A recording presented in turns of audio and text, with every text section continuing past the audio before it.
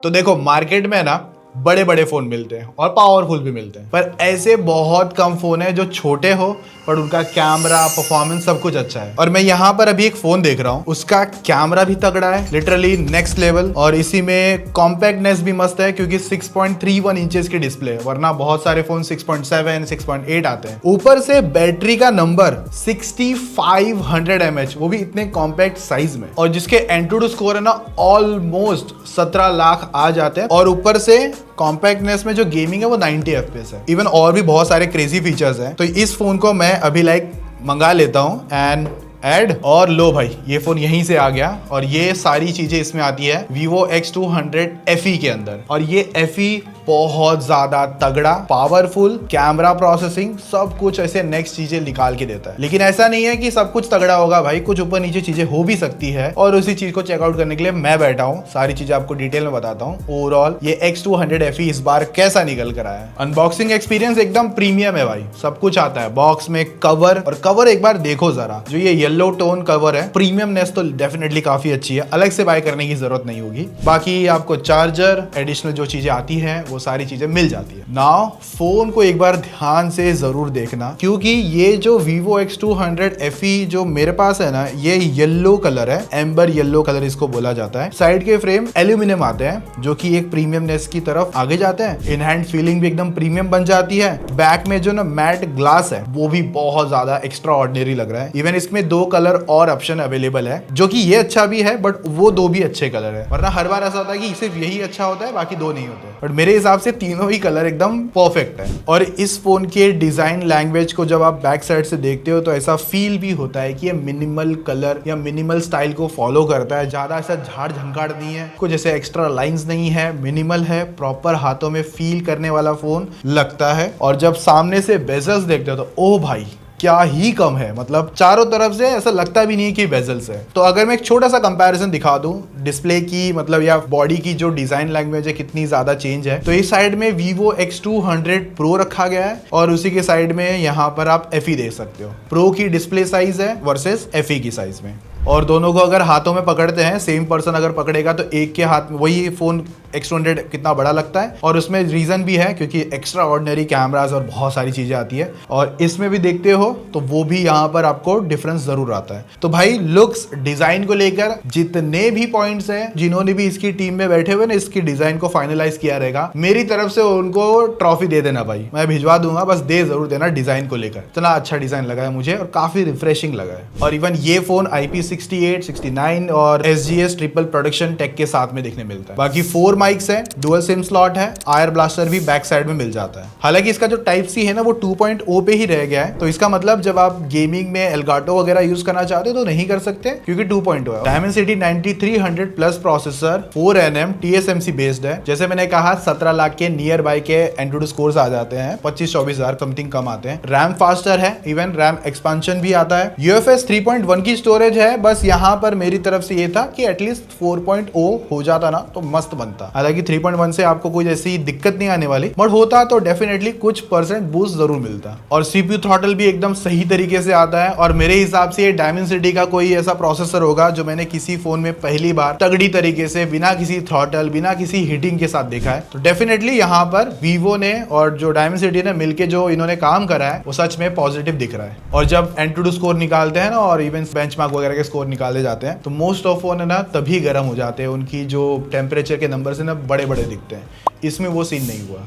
अभी इस प्रोसेसर की हेल्प की वजह से आप है ना अपने सारे हैवी एंड टास्क आराम से कर सकते हो। Normal performance, heavy and performance, सब कुछ आप बिना किसी लैग के आपको देखने मिलती है। और अगर आप गेमर हो और इतनी कॉम्पैक्टनेस के हिसाब से अगर फोन ढूंढते हो तो वहां पर मार्केट में देखो ऐसे फोन अवेलेबल है। अगर मैं कंपेयर करने जाऊँ iPhone 15, इवन 16 वगैरह भी, जो कि थोड़े ज्यादा एक्सपेंसिव भी है और उसमें डिस्प्ले 60 हर्ट्ज पर ही कैप्ड है। बट जबकि ये फोन 90 FPS की गेमिंग और 120 हर्ट्ज की डिस्प्ले लाता है। तो डेफिनेटली यहाँ पर आप ज्यादा हैवी एंड परफॉर्मेंस लेके जा सकते हो और जो स्कोर्स आ रहे हैं उनका यूज भी कर सकते हो। जैसे कि BGMI में 90 FPS है स्मूथ पर, HDR में 60-60 का कोई रिव्यू का कोई थॉट नहीं आता भाई, कोई वो मतलब नहीं है जो दिखाते भी होंगे कि HDR में 60 मस्त चलता है। भाई खेलता कौन है HDR में? कभी आपने गेम खोल के भी देखा है? तो सिंपल है, स्मूथ पर बहुत लोग खेलते हैं। उसका रीजन स्मूथ पे खेलने का कि आपकी फोन की जो बैटरी है, इवन जो उसके टेम्परेचर है, ज्यादा ना जाए, स्मूथ ग्राफिक्स पे वो अच्छे देखने मिले। और जब आप 90 खेलोगे तो बेटर 90 FPS की वजह से आपको स्मूथ गेम प्ले जरूर देखने मिलता है। अब यहाँ पर आप जब इरांगल की मेन फाइट वगैरह भी लेते हो ना, तो डेफिनेटली बहुत अच्छे स्टेबल FPS निकालता है। और TDM वगैरह तो यहाँ पर इसके लिए कोई ज्यादा मतलब होता है ना, बाएं हाथ का खेल वाला सीन हो जाता है, तो बहुत आराम से चला देता है वहां पर। तो बाकी डिटेल गेमिंग रिव्यू कहाँ है पता है ना, गेमिंग पाठशाला पर पूरा एकदम FPS मीटर सब कुछ निचोड़ उचोड़ के दिखा दिया है, देख लेना। बाकी गेम मोड बहुत आते हैं, अल्ट्रा गेम मोड में आप ई स्पोर्ट्स मोड मिल जाते हैं और 4D वाइब्रेशन आता है, बट मैं ज्यादा कुछ यूज करता नहीं उसका। और भी टन्स ऑफ ऑप्टिमाइजेशन मिलती है, VC चेंबर कूलिंग भी अच्छा निकल कर आता है, बाईपास चार्जिंग का सपोर्ट भी है। एलगाटो का सपोर्ट मैंने बता दिया नहीं है 2.0 की वजह से। फोन ज्यादा हीटिंग की तरफ भी नहीं है गेमिंग में भी, खासकर गेमिंग पाठशाला देख लेना और सब्सक्राइब भी कर लेना यार। 5 लाख करवाओ वहाँ पे, क्या कर रहे हो भाई की खुशी नहीं देख सकते क्या? करवाओ सब्सक्राइब वहाँ पे। इवन RP गिव अवे भी चल रहा है जो लोग गेमिंग समझते हैं उनके लिए। अब डिस्प्ले इसका सबसे हाईलाइटिंग इसके लिए भी है, कॉम्पैक्ट है, LTPO डिस्प्ले है, तो 1 हर्ट्ज से 120 हर्ट्ज के बीच में शिफ्ट कर सकता है और आपकी बैटरी को ज्यादा अच्छी तरीके से सेव भी कर सकता है। और इसके अंदर है ना Zeiss मास्टर कलर डिस्प्ले की ऑप्टिमाइजेशन है, बेसिकली कलर ट्यून करा गया है, काफी ज्यादा अच्छे और बेटर कलर आपके सामने निकल कर आ सके। और बाकी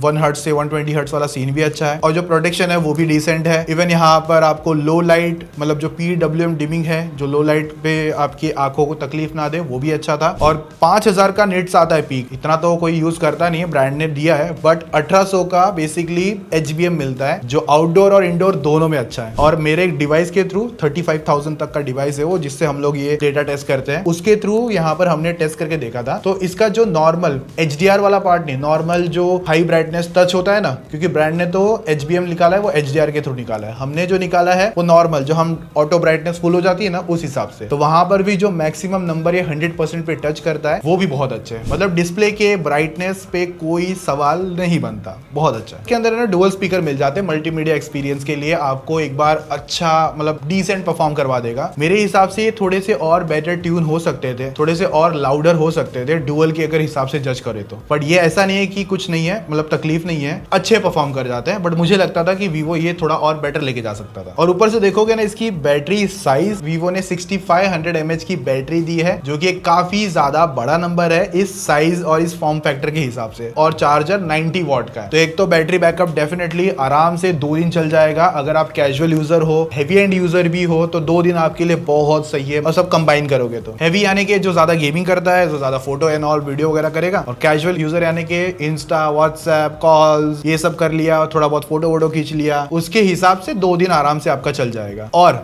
चार्जिंग का भी कंप्लेंट नहीं है क्योंकि 90 वॉट है, तो चार्ज भी फोन फटाफट हो जाएगा। और स्पीड भी मतलब ऐसा है कि 1 घंटे के अंदर पूरा फोन 100% चार्ज। तो यहाँ पर बैटरी एंड चार्जिंग को लेकर कोई भी डाउट या कोई भी इश्यूज मुझे नहीं फील हो रहे हैं। बाकी इसका आइडल बैटरी ड्रेन भी चेक करा गया था जो कि 2% है और वो भी बेस्ट है। बाकी 5G के 20 बैंड्स है, वाईफाई ब्लूटूथ भी एकदम मस्त मिल जाता है, NFC 360 निकल कर आता है, तो कहीं से भी टैप वॉप कर सकते हो। 44 सेंसर्स है, 5G की स्पीड भी अच्छी आती है और इसमें 5G प्लस भी शो हो चुका है। ऑप्टिकल फिंगरप्रिंट सेंसर मिलता है फोन अनलॉक के लिए, जो कि अच्छा परफॉर्म कर रहा है, और गूगल सिक्योरिटीज आती है। और देखो ऑप्टिकल तो दिया है, बट मेरे हिसाब से जो प्राइसिंग है प्रीमियम कैटेगरी के आसपास में 55-60,000 के आसपास समवेयर हमको फोन मिल सकता है ना, तो उस हिसाब से समझ के चलो ना, ये अल्ट्रासोनिक होता ना तो एक ऐसा प्रीमियम कैटेगरी को ना और प्लस टच कर लेता। बाकी software FunTouch OS 15 with Android 15 के साथ में है। 4+5 का OS अपडेट यहाँ पर हमको मिलेगा, मतलब नेक्स्ट और 4 एंड्रॉइड आप इसके अंदर डाल सकते हो।